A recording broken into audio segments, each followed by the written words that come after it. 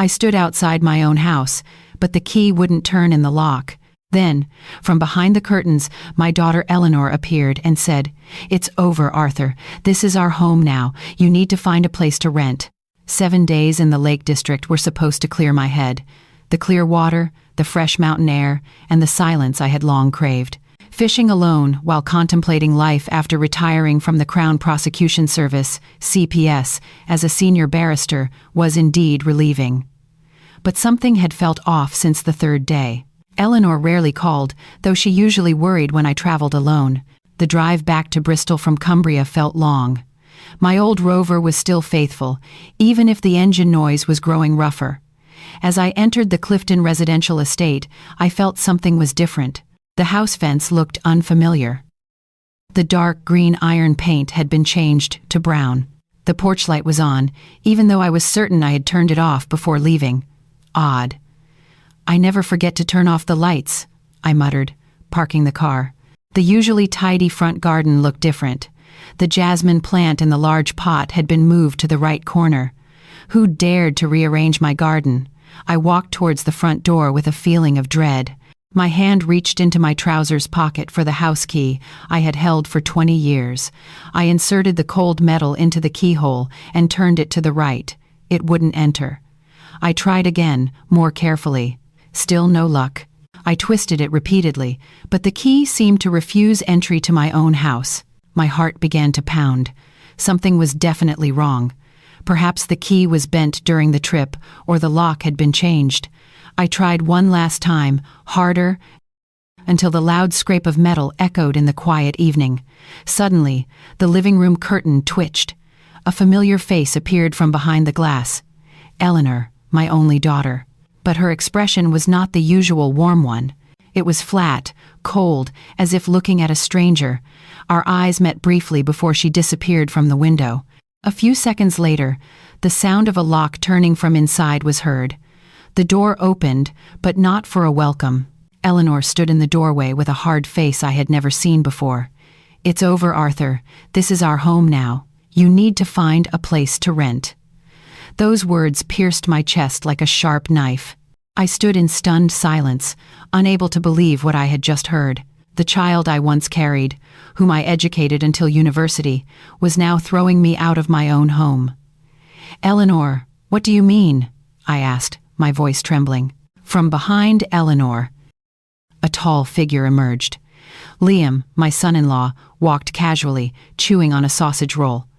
A sly smirk was plastered on his face, as if he had been waiting for this moment forever. "We plan to sell this house next week. It's going for about £750,000. Not bad for clearing my debts," Liam said in a tone as if discussing the weather. £750,000. The figure echoed in my head. The house I bought with blood and sweat, where my late wife and I built our family, was now going to be sold without my knowledge. Eleanor added in a louder voice, "We've consulted the solicitor. All the paperwork is complete. This isn't your house anymore." "The paperwork is complete. When did they arrange those documents?" "I never signed anything." But then I remembered a few months ago, Eleanor had asked me to sign some papers, claiming they were for family administration matters. Was that it? Surprisingly, in this situation, it was calmness that prevailed. Like a barrister analyzing a case in court, my mind began to work clearly. This was not a spontaneous decision. It was carefully planned. And the fact that they were so confident indicated one thing. They believed I was helpless. "Is that so?" I said softly, more to myself than to them. A faint smile formed on my lips. Not a smile of happiness, but the smile of someone who had just understood the game being played. My long-held suspicion was not just a feeling after all. This was a calculated betrayal. I stepped back from the porch, slowly walking towards the old car still parked at the roadside. Step by step, I felt their gaze from behind the door. Perhaps they thought I would cry, beg, or rage like any helpless old man. But they were deeply wrong. In the car, I sat quietly for a moment. My hand reached for the old mobile phone I had prepared 3 months ago, a special phone with a voice recording app always on standby. I dialed Eleanor's number and placed the phone on the dashboard. I activated the record button. "Eleanor, I want to talk one more time," I said, when the connection was made. Liam's voice was clearly audible through the speaker. "We have the power of attorney, Arthur. It's all legal. We're selling it next week. I need the cash to clear all my loans." Power of attorney. He said it was legal, but I was certain I had never granted them any such power. Eleanor chimed in. "Just accept the reality, Arthur. Don't make a scene." Make a scene? My own daughter said I was making a scene after everything I had given her. Education, affection, even the capital for the salon she now runs. The recording ended. 47 seconds. Clear voices. Their confident tone was perfectly captured. Unbeknownst to them, they had just given me the best ammunition. I immediately sent the recording file to an email address I had prepared earlier, with a copy to Miss Margaret Chambers, a solicitor I had known since my time at the CPS. If they wanted to play a legal game, I would show them who understood the rules better. While waiting for the file to upload, my mind drifted back 1 year. My wife passed away from a sudden stroke. Eleanor cried at the funeral, hugging me tightly, promising to always be there for my old age. But it was all just a performance. Since marrying Liam 6 years ago, Eleanor had changed. The once gentle and thoughtful daughter slowly became cold and materialistic. Liam himself never got along with me. He was the type of man who liked to show off but lacked substance. Since starting his property consultant business, he began acting overly friendly, often stopping by the house to ask about family assets. At the time, I thought he just wanted to be close to his father-in-law. It turns out he was casing the place. I briefly felt guilty, thinking perhaps I had been too strict in raising Eleanor. But now I knew it wasn't the upbringing that was wrong, but her choice of a life partner that led her down a dark path. I started the car engine. The headlights illuminated the quiet road. I did not look back at the house. Let them think I had lost and surrendered. The car drove slowly towards Redcliffe, to a small second-floor rented flat I had secured 2 months ago. A small unit with 1 bedroom and a desk. A place no one knew about, especially Eleanor. There, I had prepared everything. Documents, a printer, a computer, and 1 thick folder labeled Counter Strategy. Upon arriving at the flat, I immediately went to the desk. I opened the thick folder. Inside, neatly stored, were notes on the chronology of Eleanor and Liam's behavior over the last 3 months. Every visit, every strange question, every suspicious movement, all recorded in detail, with dates and times. Photocopies of the forged power of attorney they had shown a solicitor. Screenshots of Eleanor's bank account showing suspicious fund transfers. Other evidence I had been collecting since the first suspicion arose. I opened my laptop, clicking on a hidden folder containing video recordings from a secret camera. Dozens of files were neatly stored, but the most interesting was the recording from January 12th. I enlarged a frame showing Liam opening my personal desk drawer. What was he opening that drawer for? What was he looking for? And more importantly, what did he take? The laptop screen shone brightly in the dimly lit room. My face was reflected in the screen, mixed with the image of Liam searching through my own house. A faint smile reappeared on my lips. They thought the game was over. In fact, the game had just begun. Everyone thought I was becoming senile because of my age. They didn't know. I had started setting up hidden cameras 3 months ago. Last October, when the leaves started to fall and the air in Bristol felt cooler, Eleanor and Liam began visiting often. At first, I was happy. A caring daughter and son-in-law often brought my favorite food: shepherd's pie, good fish and chips, or sometimes warm cheese scones. They sat in the living room, asking about my health, sharing light stories, and laughing together while watching television. But gradually, I began to notice a strange pattern in their visits. Questions that used to be about news and health slowly shifted to more specific and suspicious topics. "Arthur, have you prepared your will yet?" Eleanor asked one afternoon while slicing an orange for me. "If this house is inherited, what's the process like? Is it complicated?" Liam chimed in while fiddling with his phone. "Where do you usually keep important documents, Arthur? If anything happens, we need to know, right?" Eleanor continued, her tone trying to sound innocent. Eleanor's tone of voice had changed.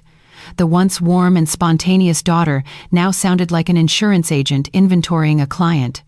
Every question felt calculated, as if there were a hidden agenda behind it. That was when the alarm in my head started ringing.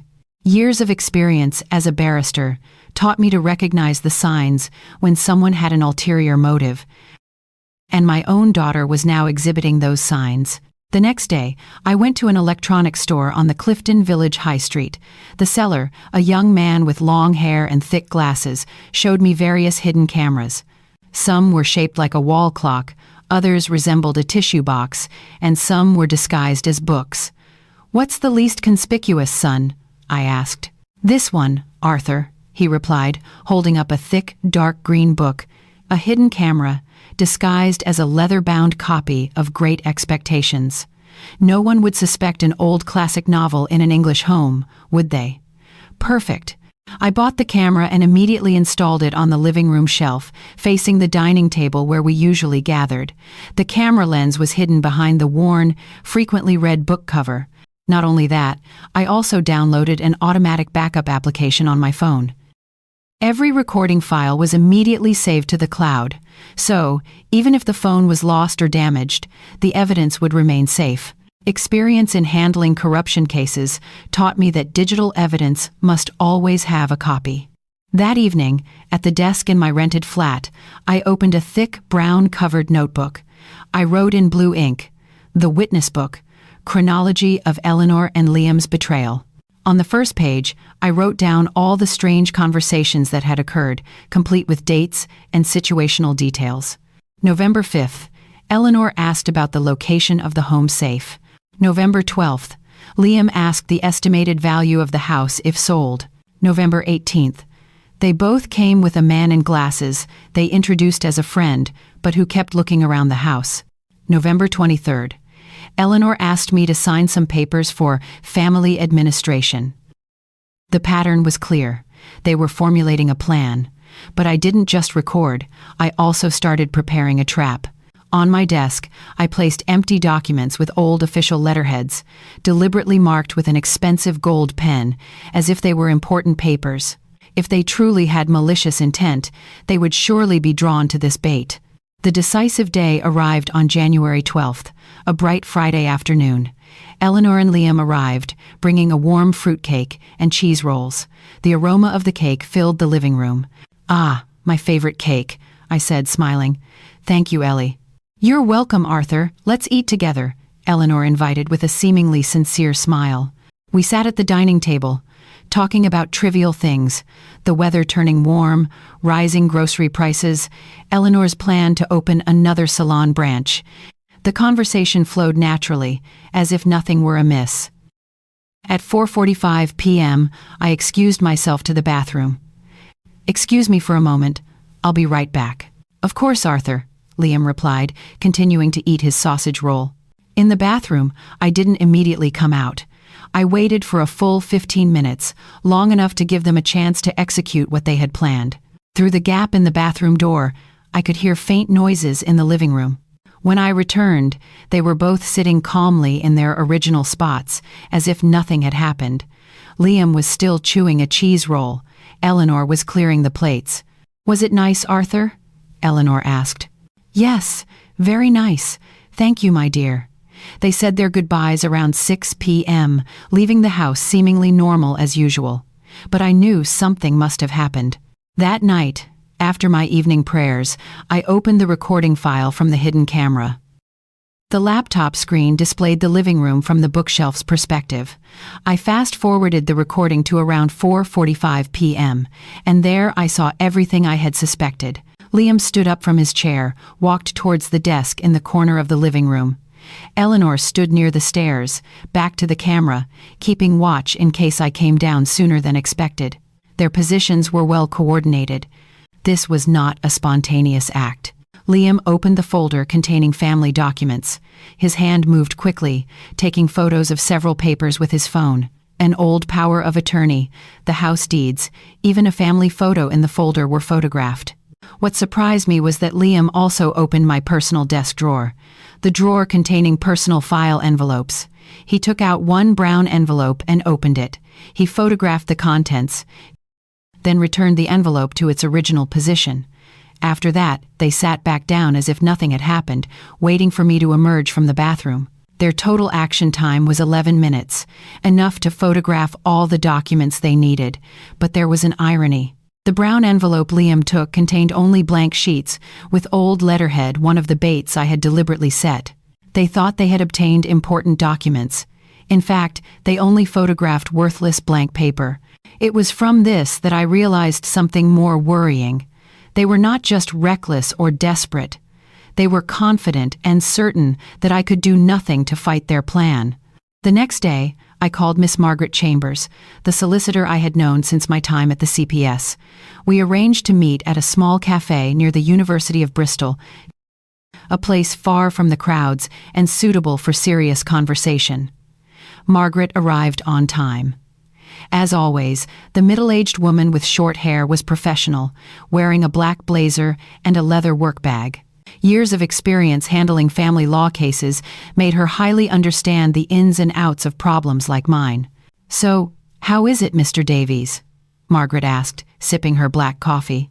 I explained the entire chronology, from the suspicious visits last October to the video recording on January 12th. Margaret listened seriously, occasionally jotting down key points in her notebook. "I want them to hang themselves," I said after finishing my story.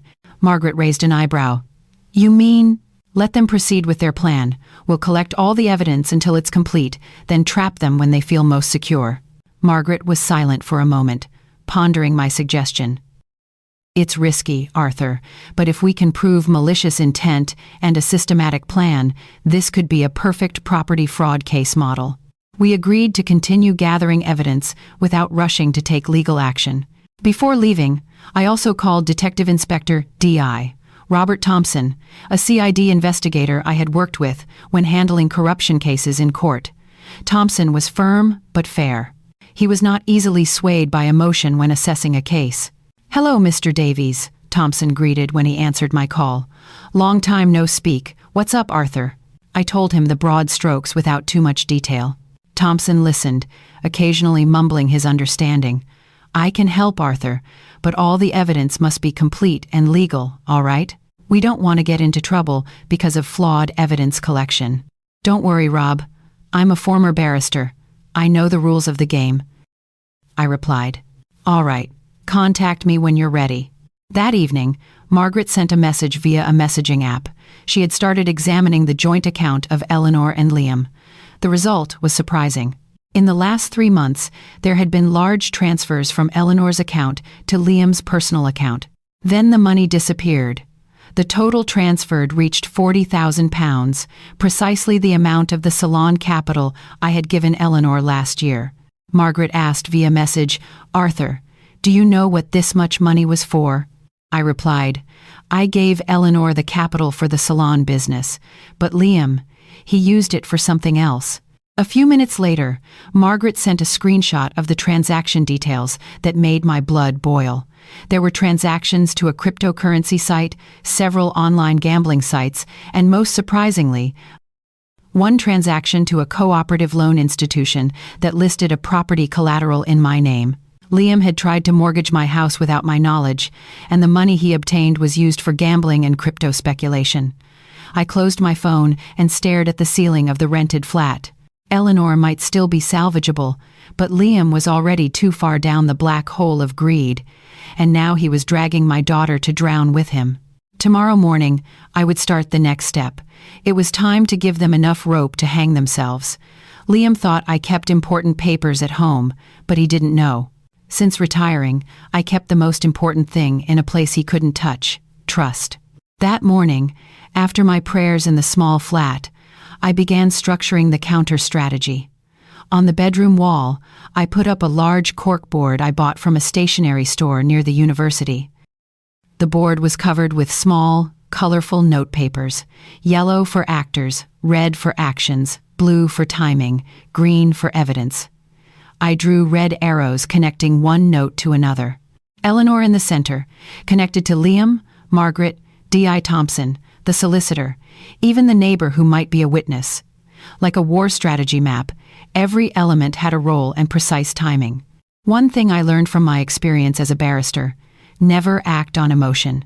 If you want to bring someone down, do it slowly but surely. Let them feel secure while we gather as much ammunition as possible. The first step was to secure all movable assets they could touch. I didn't want to give Liam a chance to mortgage or sell any of my other belongings. The 3 old cars I owned, a 1997 Toyota, a 2000 Honda, and a Yamaha scooter, were all put under Davies Family Assets Limited, the company I had set up for small investments while still a barrister. I reactivated it. The process of transferring the vehicle names to the company took 3 days. I went back and forth to the vehicle registry office, handled the paperwork, and paid the overdue taxes. The officer serving me was even surprised to see an older man like me so meticulous about administration. "You're very thorough, Arthur, even tidying up the photocopy documents like this," the young officer commented at the counter. "Experience, son. When it comes to important documents, it's better to be excessive than lacking," I replied with a smile. My personal savings of £18,000 were transferred to a new account under Davies Family Assets Limited. Mutual fund investments and deposits in 3 different banks were also transferred with the help of a solicitor. Everything was legal and officially recorded. The only thing I left in my personal name was the house in Clifton. That was deliberately left as bait.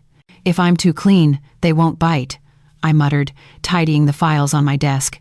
To strengthen the digital trail, I hired a University of Bristol IT student who lived not far from the flat. This young man, named Tom, was an expert in technology, especially surveillance and data synchronization. "So, this is how it works, Arthur," Tom explained, tinkering with my laptop. "I'm setting it so that every message coming into your old number from your daughter's number is automatically readable on this laptop too. It's legal because you have access to both numbers." The system Tom built allowed me to monitor Eleanor's communication without her knowing. Of course, this was ethically gray, but in the context of protecting myself from my own daughter's betrayal, I felt this step was justified. The results were not disappointing. Within a week, I had dozens of screenshots of Eleanor's conversations with Liam, and even with Liam's brother-in-law in Cardiff. One of the most infuriating screenshots was Eleanor's conversation with Liam's brother. "If everything goes smoothly, the house will be in our name next week. The old man wouldn't know. He's senile." The senile old man. My daughter used those words to refer to her own father to someone else. Other conversations I saved in a special folder on the laptop showed they had been planning to sell the house since December, even before the forged power of attorney appeared. There was also a voice message from Liam mentioning he had once bribed the Residents Association head £500 to create a false residency letter as a requirement for the sale. All this digital evidence was stored in a folder labeled Evidence of Betrayal, with automatic copies to 3 different cloud locations. Experience in handling corruption cases taught me to always have backup evidence in places unreachable by the opposing party. The important meeting with D.I. Thompson and Margaret was held in the small meeting room of Margaret's office, a 3-story building in a quiet area used for family law consultations. The air-conditioned room was furnished with a mahogany wood table and comfortable black leather chairs. D.I. Thompson arrived in civilian clothes, a long-sleeved white shirt and black trousers. Even without a uniform, his aura as an experienced investigator was palpable. Margaret had prepared all the documents in neat plastic folders. "So, the chronology is like this, Rob," I began to explain, opening the chronological notes I had compiled. Thompson opened his laptop and began to record the points I presented one by one. Alleged forgery of signature on the power of attorney, embezzlement of inheritance rights through document manipulation, abuse of family trust for personal gain, attempted illegal transfer of ownership. "The evidence is quite strong, Arthur," Thompson commented after viewing the video recording and conversation screenshots. "But I suggest we don't file a formal report immediately. Let's build the evidence until it's completely irrefutable." Margaret nodded in agreement. "That's right, Arthur. If we rush, they might destroy evidence or create new alibis. It's better to let them feel secure while we complete all the evidence." The strategy we agreed upon was to let Eleanor and Liam continue their plan until the point where they could no longer escape the law. Like catching a rat with a cheese trap, let them walk into the snare themselves. Margaret's financial tracing uncovered facts more shocking than I had anticipated. Liam turned out to have 5 online loan accounts. 3 of them were already overdue, with total arrears reaching £15,000. Here it is, Arthur. Margaret pointed, showing her laptop screen. Transfers from Eleanor's account to an offshore account, suspected for illegal cryptocurrency purchases. There are also large expenses for offshore poker gambling sites. The data Margaret showed stunned me. The salon capital of £40,000 I had given Eleanor was completely gone. Not a penny left for the salon business she claimed she wanted to expand. Eleanor might not fully know her money was being used for this, Margaret said, trying to be objective. Perhaps, I replied. But she knows they needed a large sum of money to clear the debt. That's why she went along with the plan to sell the house. Most shocking was the mortgage application document Margaret obtained from a cooperative savings and loan in a distant area. Liam had once tried to mortgage my house using the forged power of attorney. Fortunately, this cooperative had a strict verification procedure. They suspected the authenticity of your signature, Arthur, and rejected the mortgage application, Margaret explained, showing a photocopy of the document. But they kept copies of all the documents as archives. Those documents now became key evidence in the alleged signature forgery. The forged signature Liam made was clearly different from my authentic signature on my passport and other official documents. So, Liam tried to mortgage my house last month? I asked, making sure. Correct. Arthur. And when the mortgage route failed, they switched to the direct sale plan with a more perfected power of attorney. That night, in the quiet flat, I sat reflecting on all the information gathered. The evidence was complete, the motive was clear, the pattern of crime was established. All that remained was to wait for the right moment to close the trap. But one thing still bothered my heart. Eleanor was my child, my own flesh and blood. Although she had betrayed my trust, a part of my heart still hoped she could be saved from Liam's bad influence. I opened my laptop and typed an email to Margaret. Miss Chambers, I ask you to check if there is still a possibility for Eleanor to realize her mistake and cooperate with us. If she is willing to testify against Liam, perhaps her sentence could be lightened. A few minutes later, Margaret replied, I will try an indirect approach. Arthur, but you must be prepared for the possibility that she still chooses to defend Liam. I closed the laptop and lay on the simple bed. I stared at the plain ceiling, thinking of my late wife. She would be sad to see the family that was once warm now fractured by greed. I'm sorry, my dear, I whispered to my wife's photo on the bedside table. I have to do this to protect what we built together. Tomorrow, I would begin executing the final phase of the plan. It was time to give Eleanor and Liam the chance to dig their own graves even deeper. I found a strange transaction. Liam once tried to mortgage my house to a co-op, but was rejected because the signature was deemed suspicious. But I knew they would try again. This time, however, I had prepared the legal pit for them to fall into themselves. They spread the story that I was senile.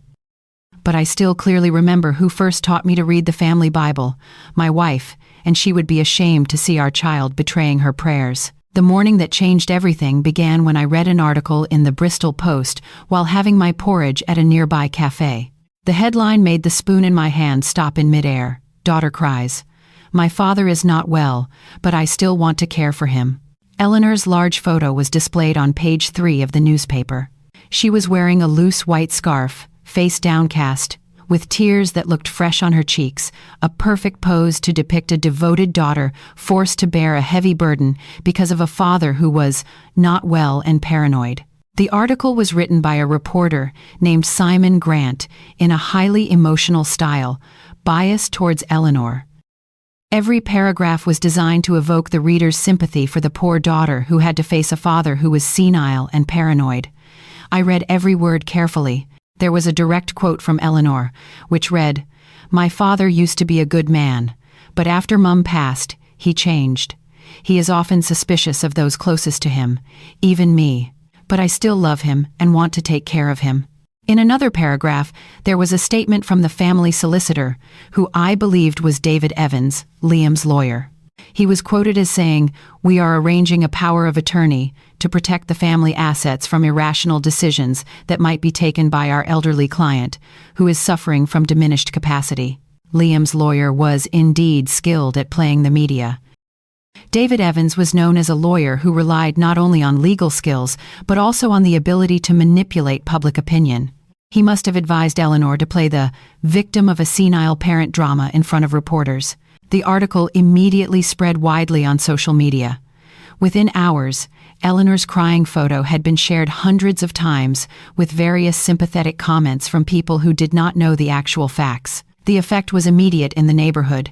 The Residents Association group chat, where I was usually active, became busy with messages that put me in a corner. Poor Eleanor. How can a parent accuse their own child?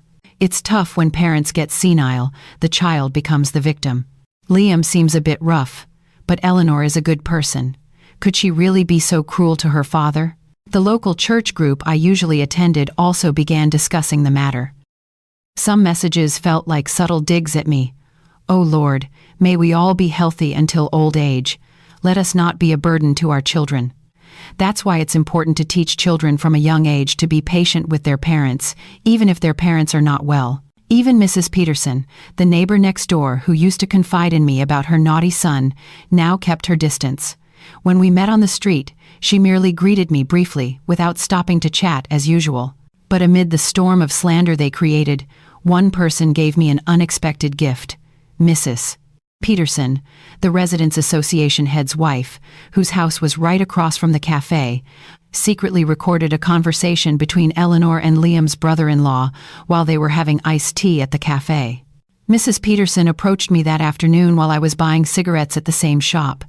"Mr. Davies, can we talk for a moment?"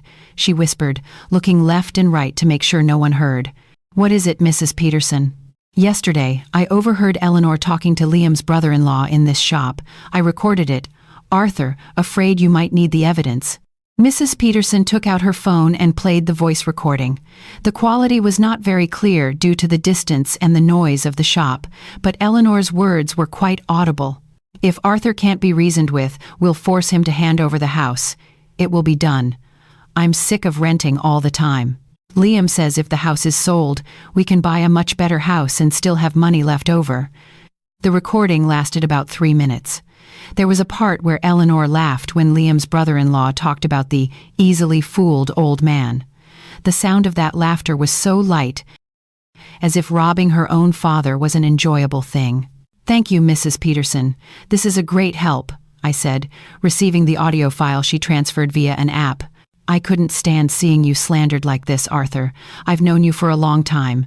You're a good man, and you're not senile. How could a child be so cruel to her own father?" I added Mrs. Peterson's recording as supplementary evidence, storing it in a special folder along with the other evidence. To counter the public opinion attack, Margaret advised me to undergo a formal psychological and cognitive examination. "We will prove medically that you are in prime mental condition," Margaret suggested over the phone. The next day, I went to the Bristol Royal Infirmary for a series of tests performed by Dr. Retno Wulandari, an experienced psychiatrist who routinely handled family legal cases. The test lasted for almost 3 hours.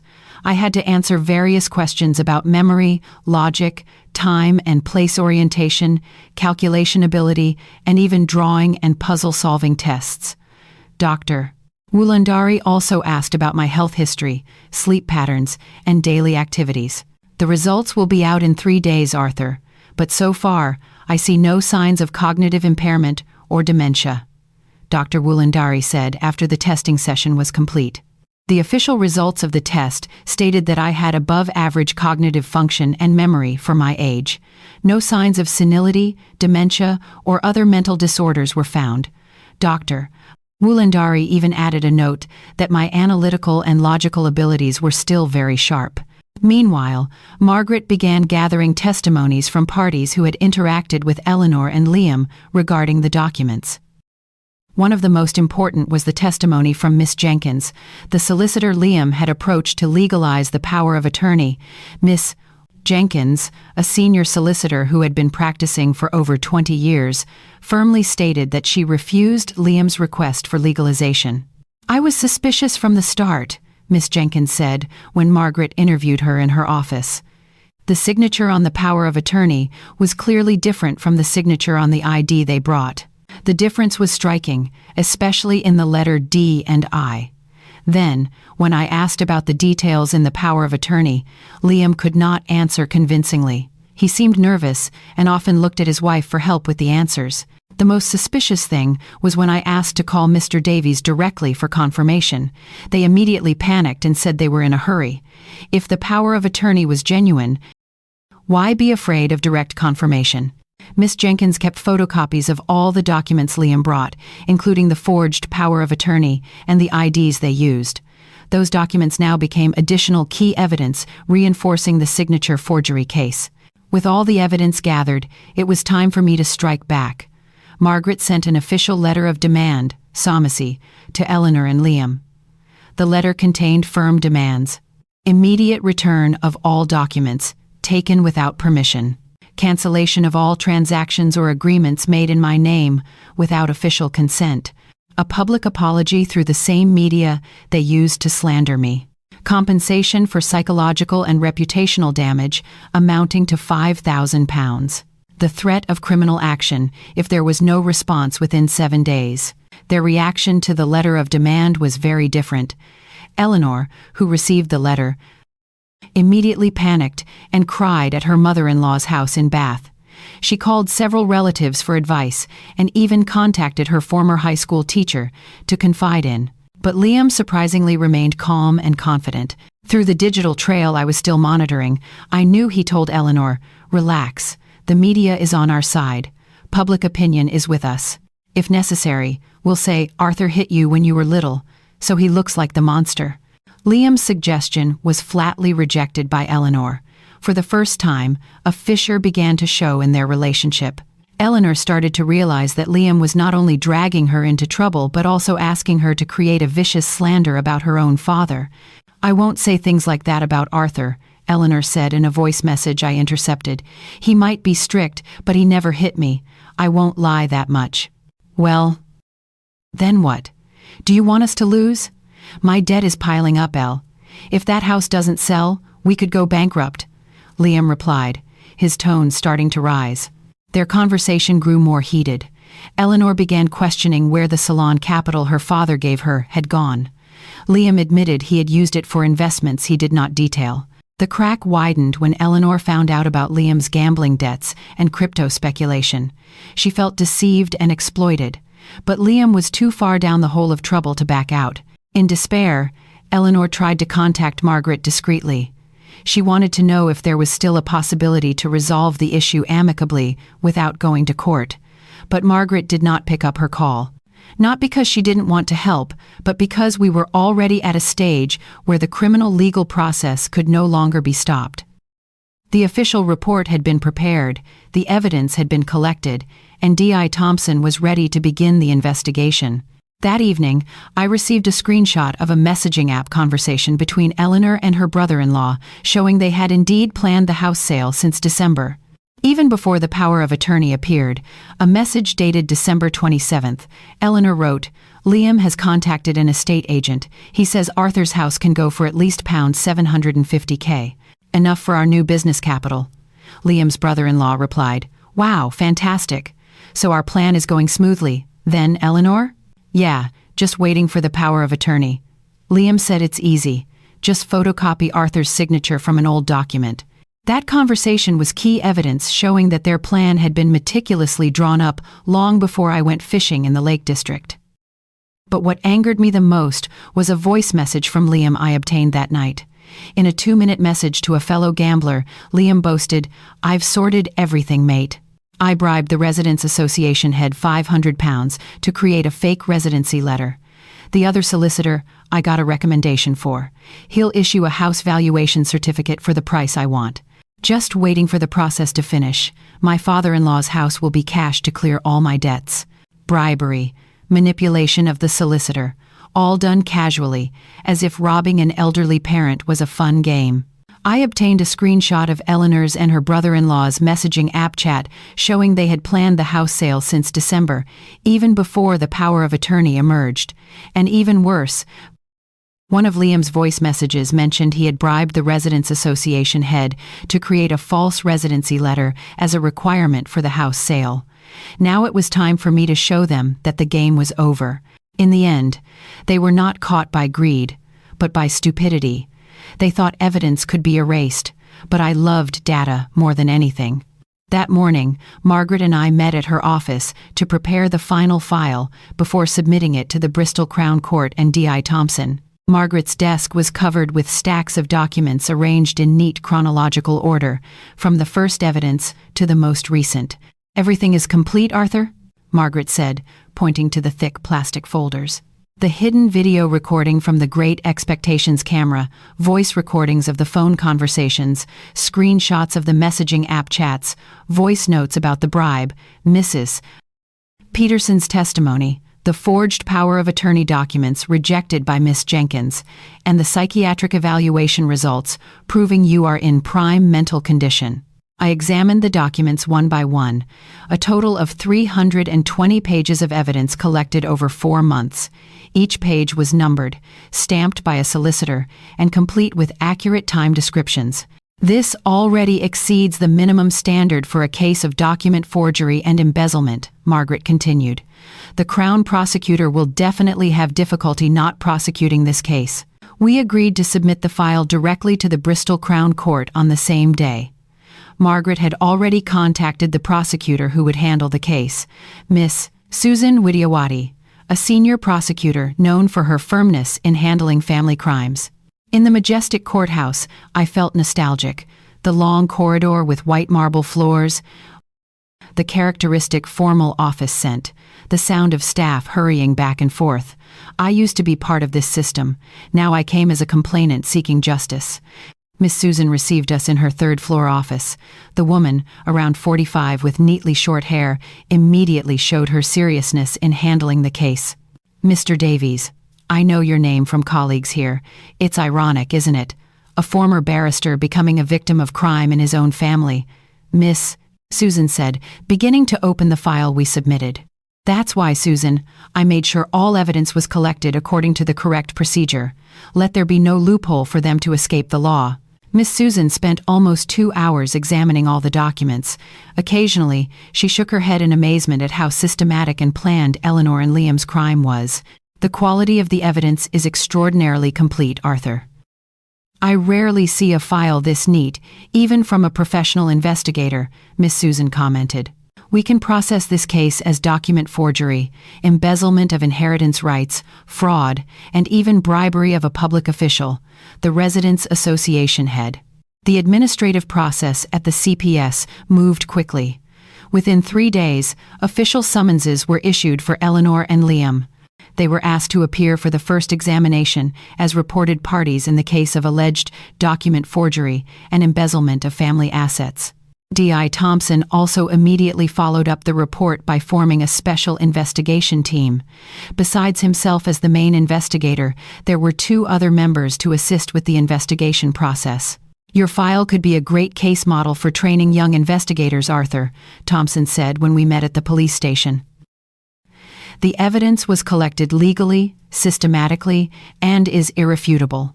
The first examination for Liam and Eleanor was scheduled for Tuesday morning. I did not attend, but Margaret represented me as the victim's legal counsel. Liam came with his lawyer, David Evans, who looked paler than usual.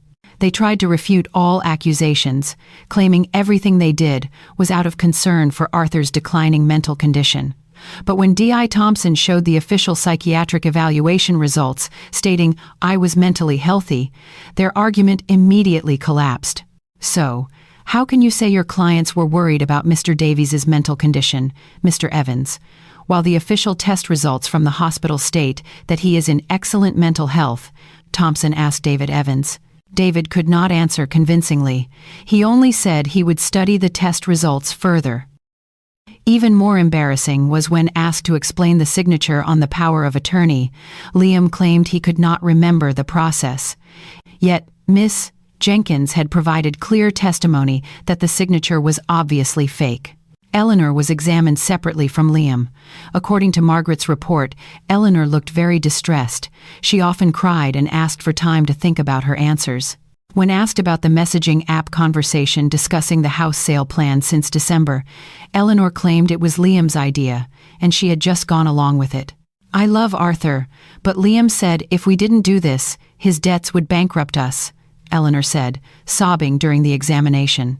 The result of the first examination: Liam was designated as the primary suspect on charges of document forgery, embezzlement of family assets, and bribery.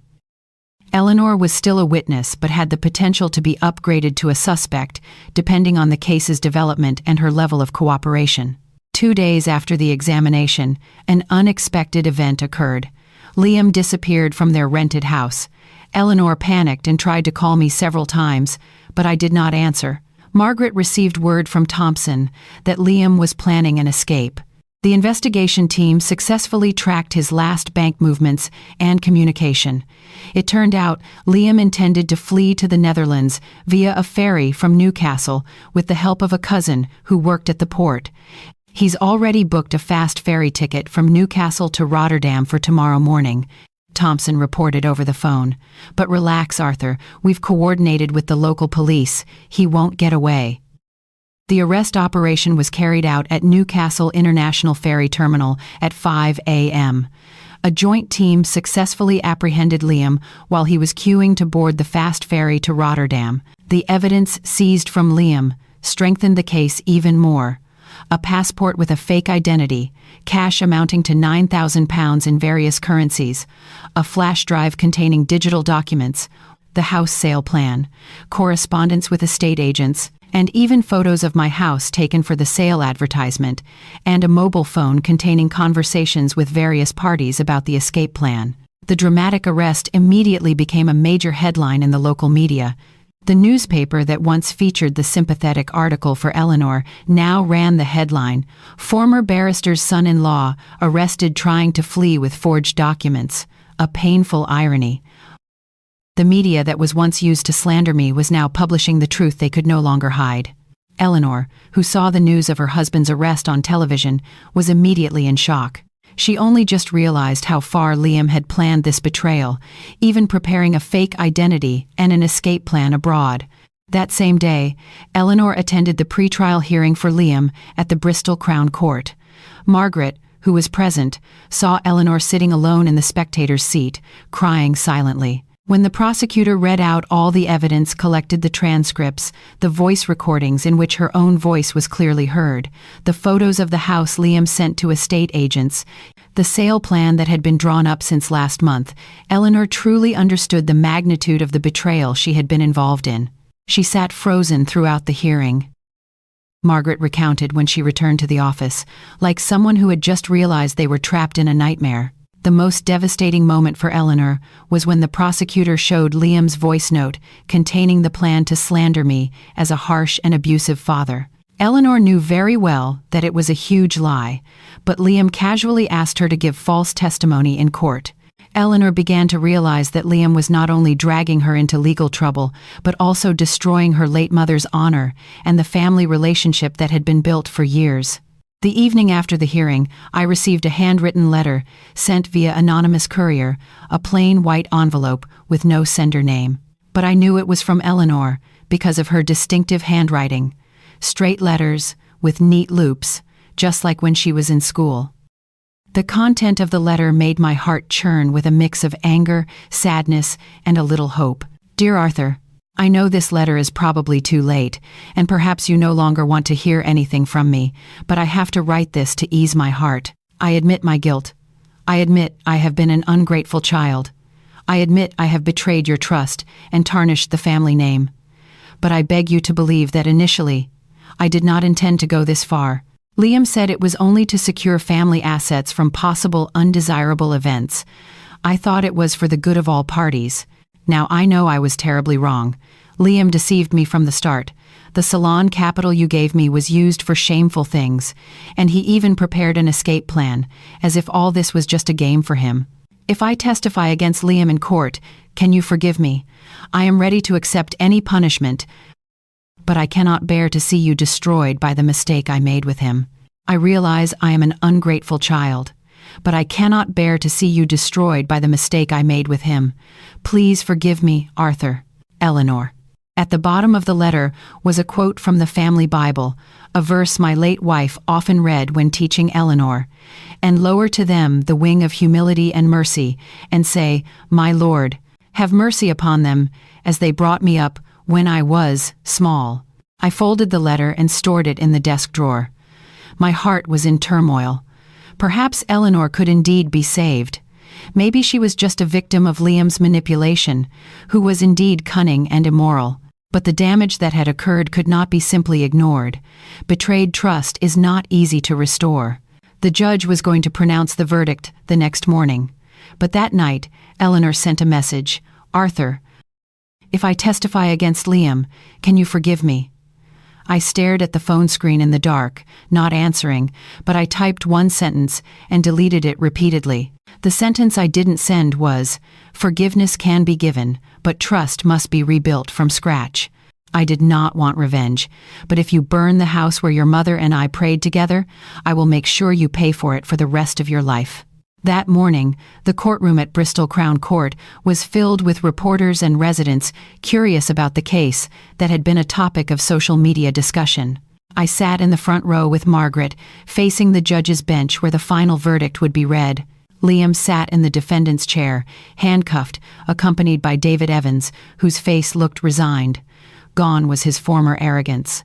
Gone was the sly smirk he often displayed when he felt in control of the situation. Eleanor sat in the witness stand, wearing a white headscarf and a simple black suit. Her face was pale, her eyes puffy from crying. Beside her were two women I recognized as her old friends, who had come to provide moral support. Judge Andriani, an experienced middle-aged woman known for her firmness in judging family cases, began to read the verdict in a loud voice. In the criminal case number 3507, PD, 2024, BC against the defendant Liam Dwi Santoso, I listened to every word carefully. This was the moment I had been waiting for months. Considering that based on the facts revealed in the trial, the defendant is proven legally and convincingly guilty of committing the criminal act of document forgery as regulated in Section 2631 of the Criminal Code, embezzlement within a family as regulated in Section 372 of the Criminal Code, and bribery of a public official as regulated in the Anti-Corruption Act. The judge's decision was firm and unnegotiable. Liam was found guilty of all charges and sentenced to 4 years in prison without reduction for time served, a fine of £10,000, which, if unpaid, would be replaced with an additional 6 months' imprisonment, and the obligation to pay compensation of £30,000 to the victim. Additionally, Liam was prohibited from approaching or contacting the victim's family for 5 years after serving his sentence. When the verdict was read, Liam looked shocked. He briefly stood up and shouted, "This is not fair. I was just trying to help my family," but was sternly rebuked by the judge. David Evans immediately stated he would file an appeal. But everyone in the courtroom knew that with evidence that complete, the chance of the appeal being granted was very slim. What made me feel satisfied was not only that justice was served, but that Eleanor finally chose the right path. In her testimony, she admitted to the entire scheme they carried out and explained how Liam manipulated and pressured her to participate in the wicked plan. "I apologize to Arthur, to the family, and to my late mum," Eleanor said, her voice trembling during her testimony. "I betrayed the upbringing my mum gave me since I was small. I hurt the heart of the father who raised me with love." Tears flowed down her cheeks as she told how Liam threatened to divorce her if she did not participate in the house sale plan. He said if I didn't help, he would leave me and find another woman who was more obedient.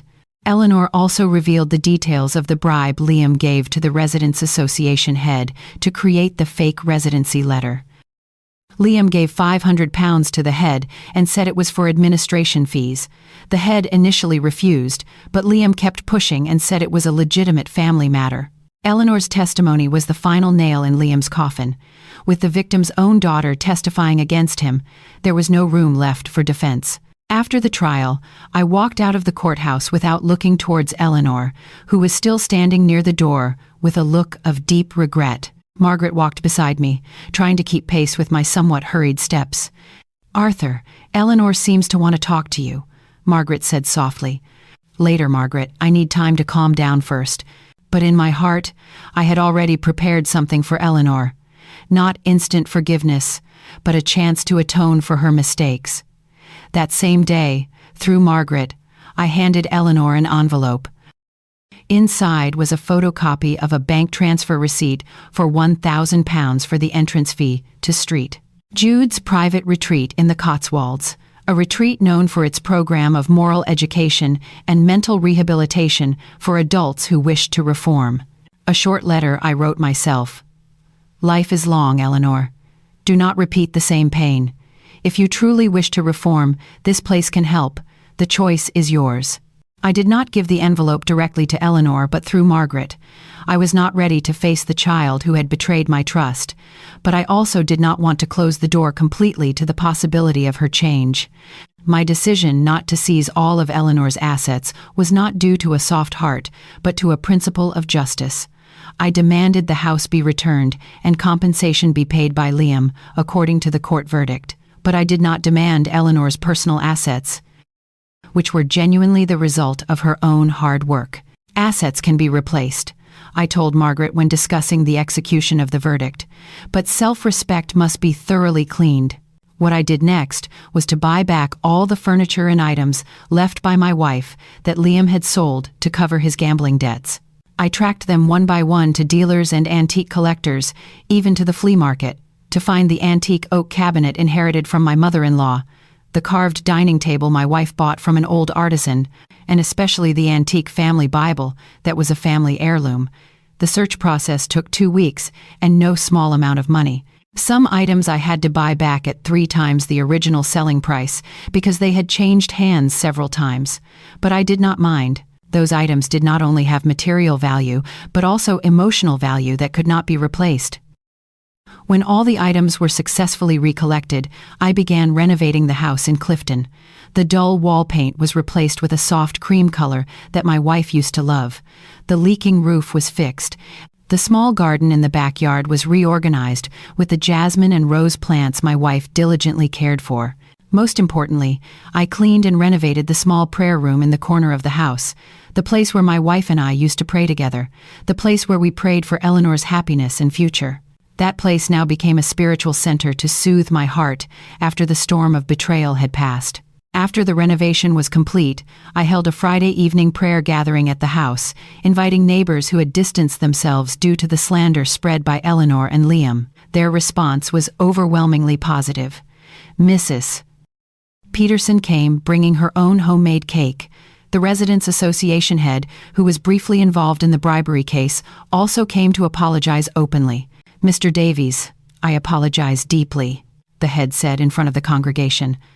"I admit I received money from Liam to create a document I should not have. I have returned the money and promised not to repeat the same mistake." The head's public confession made my position as a victim even clearer in the eyes of the community. The residents who had once viewed me with suspicion now showed respect and sympathy again. Mrs. Peterson, the neighbor next door who had kept her distance, came with her children to apologize.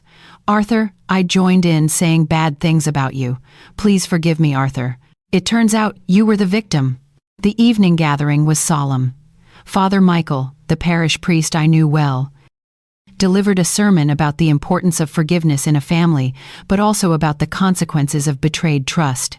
"Forgiveness is obligatory for believers," he said, looking towards me. "But forgiveness does not mean we must forget or not ask for accountability. Justice must still be upheld. Only after that do we talk about absolution."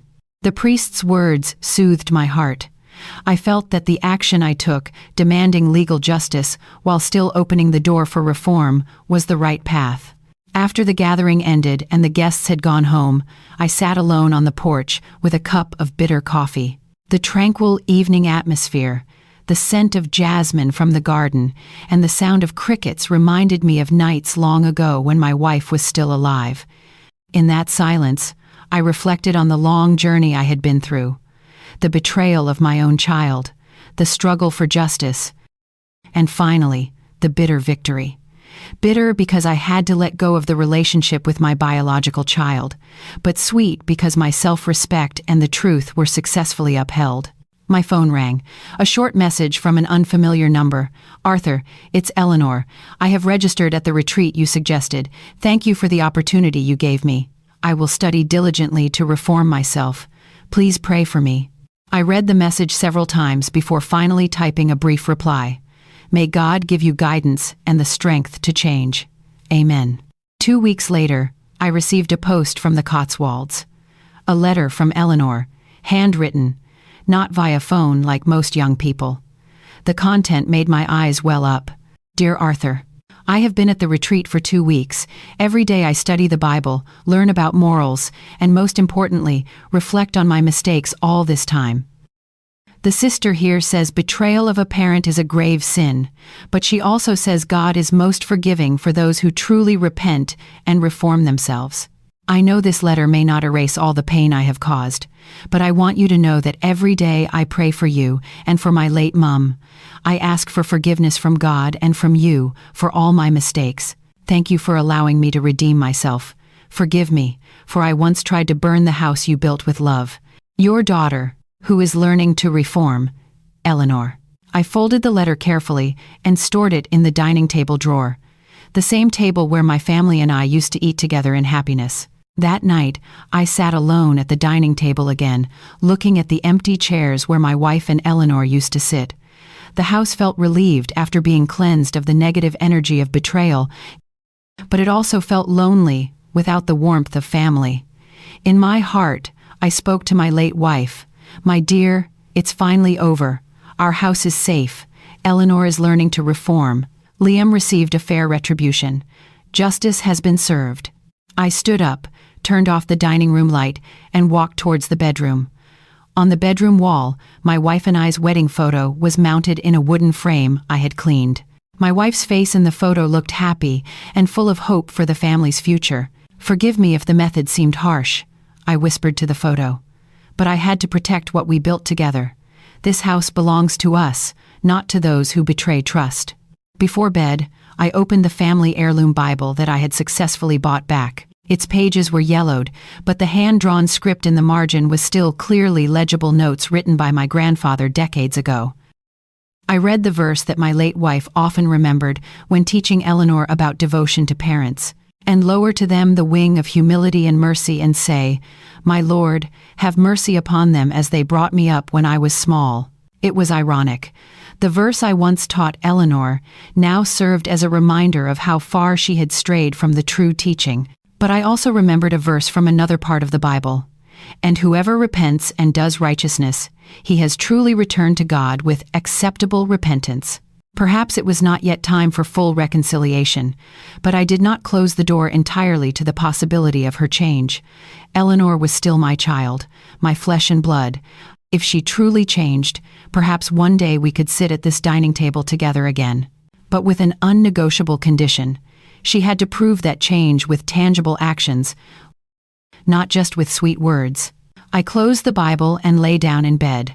Through the bedroom window, the moonlight illuminated the garden, which was once again neat and well-maintained.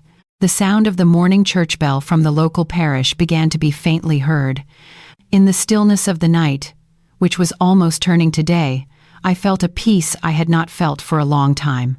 Not a perfect peace, because the pain of betrayal does not easily fade, but the peace of a man who had successfully protected his honor and the home built with hard work. This house belongs to me, and I will not let anyone steal it again, not even my own flesh and blood. One betrayal was enough. If there is a second betrayal, I will not give a third chance. That was my promise to my late wife, to myself, and to the house that had been the silent witness to our life's struggle.